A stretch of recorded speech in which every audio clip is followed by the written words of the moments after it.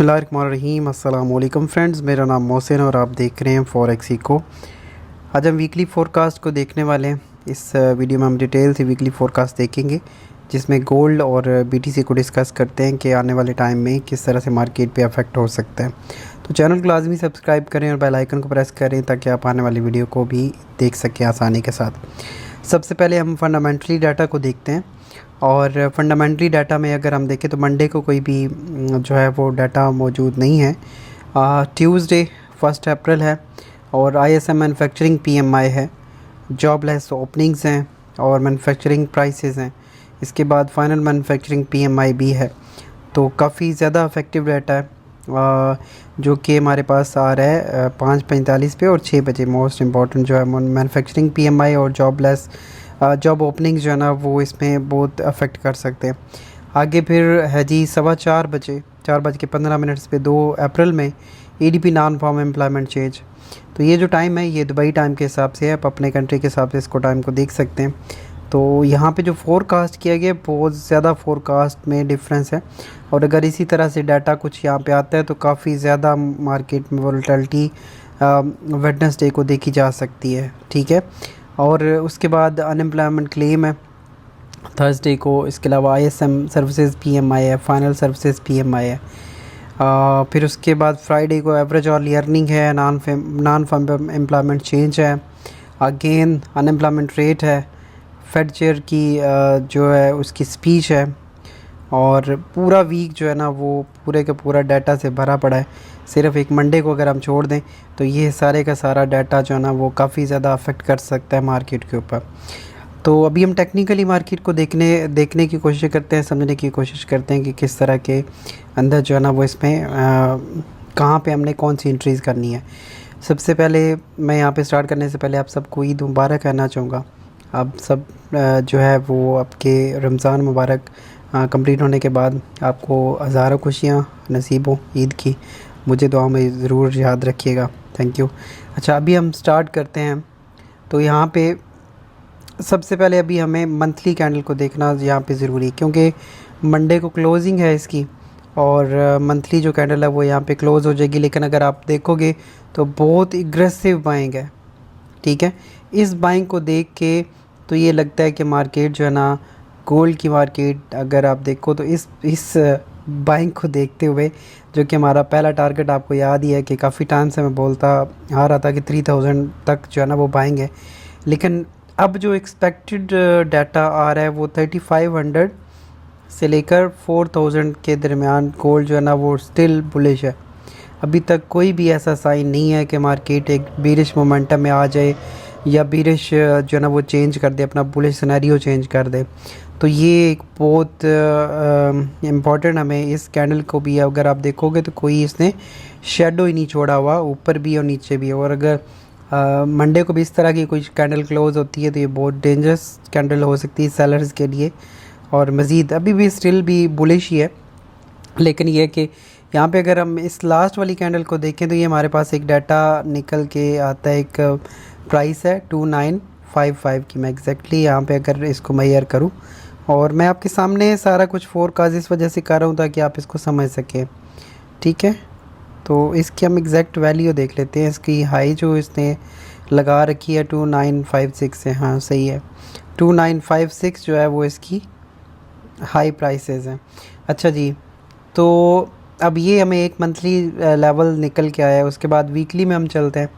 Weekly में भी अगर आप देखोगे तो एग्जैक्टली यही वाला लेवल है, और यहाँ पे जो है ना वो एक मार्केट ने एक थोड़ा सा रिवर्सल लिया था। एक कैंडल सिर्फ एक रेड कैंडल बनाई, बीरिश कैंडल बनाई, और उसके बाद दोबारा इस एरिया को ब्रेक किया, और उसके बाद स्टिल जो है ना वो कंटिन्यू कर रहा है बुलिश मोमेंटम के अंदर।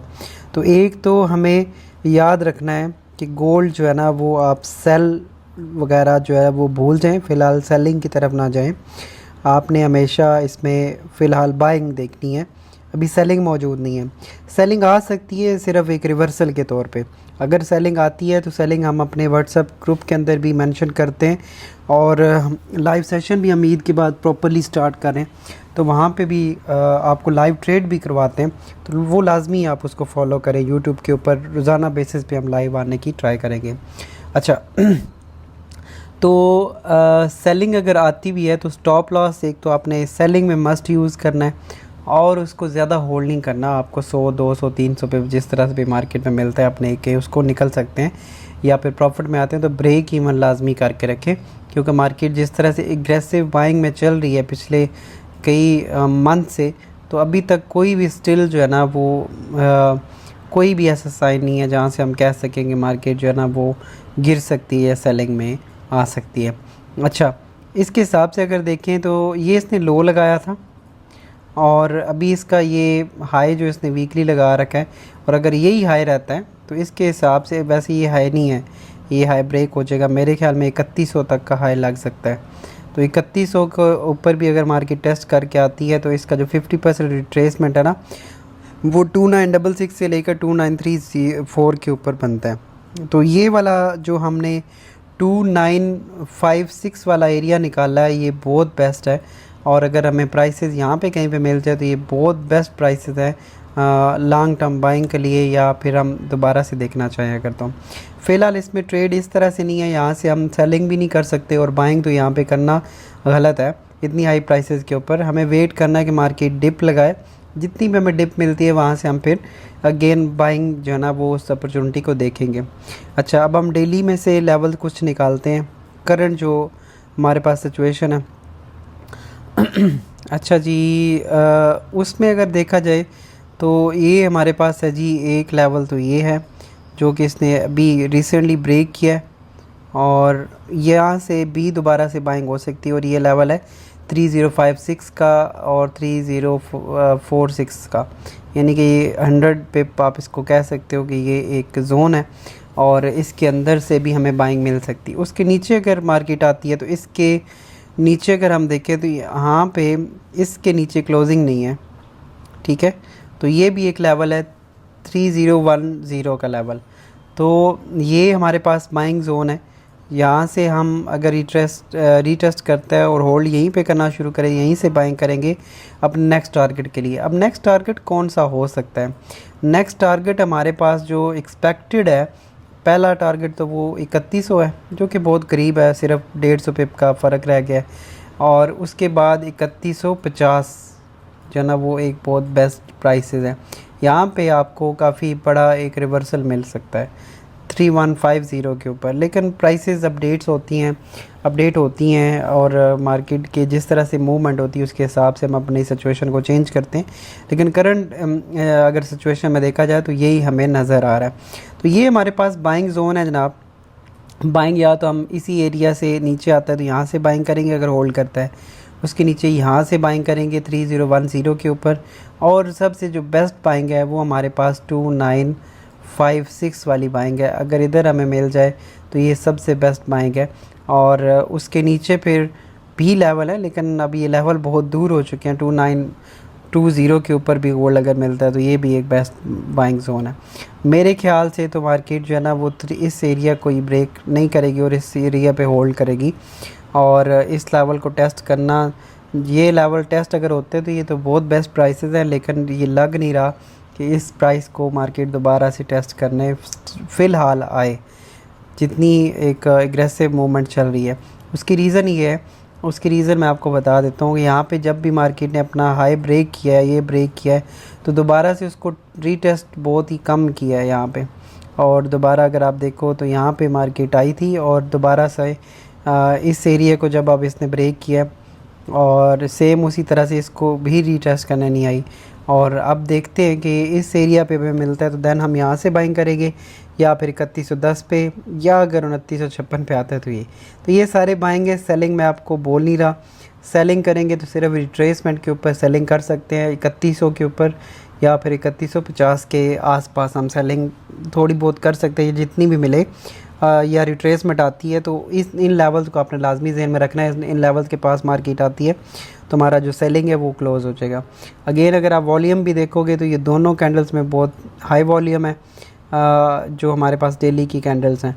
तो यहाँ पे ये भी इशारा है कि मार्केट अभी यहाँ पे रुकने वाली नहीं है, और ये जो हाई इसने लगाया ये कोई फाइनल हाई नहीं है। मार्केट अपना हाई ब्रेक कर सकती है, क्योंकि H4 में भी अगर आप देखो तो एग्जैक्टली मार्केट ने अपने हाई प्राइसेस पे इसकी क्लोजिंग दी है, लेकिन रिट्रेसमेंट बन सकती है। उसके लिए हम कुछ और टूल जैसे कि RSI को भी देख लेते हैं कि वो किस तरह से कर रहा है। RSI में अगर आप देखो तो H4 के अंदर ओवरबॉट है और ये भी इसको करना चाहिए। यहाँ पे डेली में भी ओवरबॉट है और एक डाइवर्जेंस भी आप इसमें देख रहे हो, ठीक है। इस तरह की इतनी अच्छी तो डाइवर्जेंस या इस तरह के इंडिकेटर्स जो है वो काम इतने ज़्यादा नहीं करते हैं इतने स्ट्रॉन्ग ट्रेंड के अंदर, लेकिन फिर भी अपनी जो बहुत ओवरबॉट वैल्यूज़ होती हैं उनको यहाँ पे आप देख सकते हो कि मार्केट कम अज़ कम अपने 50% को ये टेस्ट कर सकती है, और 50% को भी टेस्ट करने आती है तो वही आप या तो प्राइस यहाँ पे या फिर 2956 के ऊपर आ सकती है, ठीक है। तो ये तो कुछ इस तरह की गोल्ड की सिचुएशन है, और गोल्ड में स्टिल बुलिश देखना है, सेलिंग नहीं देखना। सेलिंग आप रिट्रेसमेंट के तौर पे देख सकते हैं, और वो लेवल्स मैंने आपको बता दिए जहाँ जहाँ से हम लॉन्ग टर्म के लिए पूरे वीक में बाइंग देखेंगे। बाकी डेली बेसिस पे जो हमारे लेवल्स होते हैं चाहे वो सेलिंग या बाइंग के होंगे वो हम अपने व्हाट्सअप में शेयर करते हैं। उसका जो व्हाट्सअप का लिंक है वो हमारे फर्स्ट कमेंट के अंदर पिन भी किया गया है, और डिस्क्रिप्शन में भी आप देख सकते हो, लाजमी ज्वाइन करें, फ्री है। अच्छा, अब हम BTC की बात कर लेते हैं। BTC जो है वो किस तरह का जो है ना वो मूव कर रहा है। BTC ने अपना ये एक रिवर्सल लिया है यहाँ पे, और अगर इसकी रिट्रेसमेंट देखें यहाँ पे ये इसका हाई था, ये इसका लो है, और इसने एग्जैक्टली 61% के ऊपर से रिट्रेसमेंट ली है। तो 61% या 50% की अगर रिट्रेसमेंट को देखा जाए तो मार्केट अपना जो लो है इसको ब्रेक करने के काफ़ी चांसेस बढ़ जाते हैं, ठीक है। तो एक और भी चीज़ है यहाँ पे, अगर मैं इसको लाइन चार्ट करूँ, मैं क्योंकि BTC पे अब मैं ट्रेड खुद भी करता हूँ तो मैं चीज़ें देख रहा होता हूँ इसकी, तो यहाँ पे अगर आप देखो तो ये एक फ्लैग पैटर्न भी इसका बन रहा है, ठीक है, और इसको इसने ब्रेक कर दिया हुआ है। जैसे इसने इसको ब्रेक किया है तो ये भी एक सेलिंग का साइन है, और हम इस स्टॉप लॉस के साथ जब तक मार्केट इसके नीचे है हम इसको जो है ना वो सेलिंग देख सकते हैं। या तो यहाँ से सेलिंग आ सकती है, ठीक है, या फिर अगर ऊपर जाती है मार्केट तो यहाँ से दोबारा से सेलिंग आ सकती है, ओके। अच्छा उसके बाद इसका जो टारगेट है वो कुछ इस तरह से हैं, क्योंकि लॉन्ग टर्म हमने जो इसके वीकली टारगेट निकाले हुए हैं वो ऑलरेडी मैंने आपको पहले भी कई दफ़ा बोला है कि हम इस लेवल तक वेट इसको करेंगे 70,000 के पास। तो 70,000 जो है ना वो हमारा एक अच्छा दोबारा से बुल रन की तरफ यहाँ पे हमें मार्केट मिल सकती है। और क्योंकि ये अगर आपको याद हो तो हमने पहले भी डिस्कस किया था, ये एक कप एंड हैंडल वाला पैटर्न है, आप पूरा इसको देख सकते हो। ये एक पूरा कप है, ये इसका हैंडल है, ठीक है, और हैंडल ब्रेक हुआ था तो ये एक बुलिश साइन है। और उसके बाद अब ये दोबारा से इस हैंडल को दोबारा या फिर इसको ये जो हाई इसका ब्रेक हुआ इसको टेस्ट करने मार्केट आती है तो हमें एक अच्छा बाइंग मिल सकता है। तो ये 70 भी है या 60,000 के पास भी मार्केट के आने के चांसेस हैं, ओके। तो ये लॉन्ग टर्म BTC जो लोग होल्ड करते हैं वो इनके लिए बड़ी अच्छी अपॉर्चुनिटी है कि मार्केट ने अपनी रिट्रेसमेंट दिखाई है, रिट्रेस कर रहा है, और यहाँ से हम जो है ना वो एक बुलिश मोमेंटम कहीं से भी देख सकते हैं। अच्छा उसके बाद फ़िलहाल ये सेलिंग में है, और अगर हम इसकी बात करें ना इस तरह से ये चैनल इसने ब्रेक किया है, और अगला टारगेट इसका ये हो सकता है अगले वीक में। आप अगर इसको यहाँ पे कहीं पे देखो यानी कि 84,700 के ऊपर, तो यहाँ से हम सेलिंग कर सकते हैं दोबारा से अपने इस टारगेट के लिए, यानी कि 78,500 के लिए।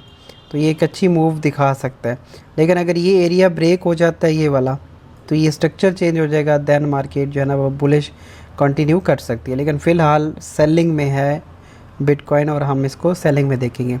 अच्छा इथीरियम जो है ना वो बड़ा अच्छे लेवल पे है, वो भी मैं आपके साथ बताता चलूँ मैं इसको, क्योंकि बड़ा डीपली देख रहा हूँ कि ये क्या कर रहा है और किस तरह से। क्योंकि अगर हम लॉन्ग टर्म ख़ास तौर पे कई लोग होल्ड करते हैं क्रिप्टो को तो उनके लिए बड़ी अच्छी अपॉर्चुनिटीज़ हैं। यहाँ पे जो सबसे इसने लो लगा रखा है ना, लाइन चार्ट को इसको कर लेते हैं।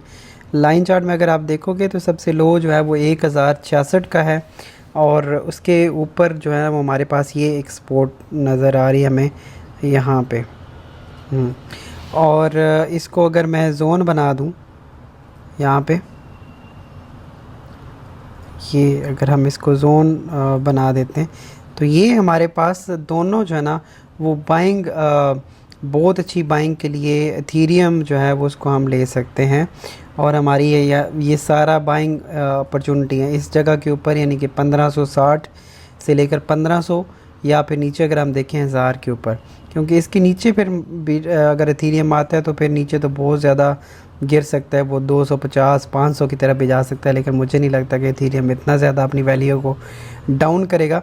लेकिन जो लॉन्ग टर्म इसमें होल्ड करना चाहते हैं, करते हैं, या एज अ क्रिप्टो इन्वेस्टर काम करते हैं, उनके लिए जो एथेरियम है इसने बहुत अच्छी अपॉर्चुनिटी अभी तक आपको उसमें आ रही है। यहाँ से सारे लोग जो है ना वो बाइंग में बैठ रहे हैं, जितना डिप मारता है तो यहाँ पे बाइंग की जा सकती है। और कम अज़ कम फिर वेट किया जा सकता है 4000 का, या फिर ये इसने जो अपना हाई लगाया है। तो ये तो लॉन्ग टर्म एक इन्वेस्टमेंट की मैं बात कर रहा हूँ, और इसको मैं बड़ा ध्यान से देख रहा हूँ और इसको हम अवेल करेंगे, इंशाल्लाह ट्राई करेंगे। तो ये जो है ना ये बहुत बेस्ट अपॉर्चुनिटी है इथेरियम के ऊपर। होप सो कि आपको ये फोरकास्ट अच्छा लगा होगा। और अगर आप मेरे साथ मिल के काम करना चाहते हैं तो डिस्क्रिप्शन में लिंक है, अकाउंट बनाए हमारे रिकमेंडेड ब्रोकर के साथ, और उसके बाद आप मेरे VIP ट्रेडर्स रूम के अंदर आ सकते हैं, जिसमें आपको रोज़ाना बेसिस पे ट्रेड्स आइडियाज़ और प्रॉपर जो है ना वो एग्जीक्यूशन भी बताई जाती है। अपना बहुत सारा ख्याल रखिए, मिलते हैं नेक्स्ट वीडियो में। अल्लाह हाफिज़।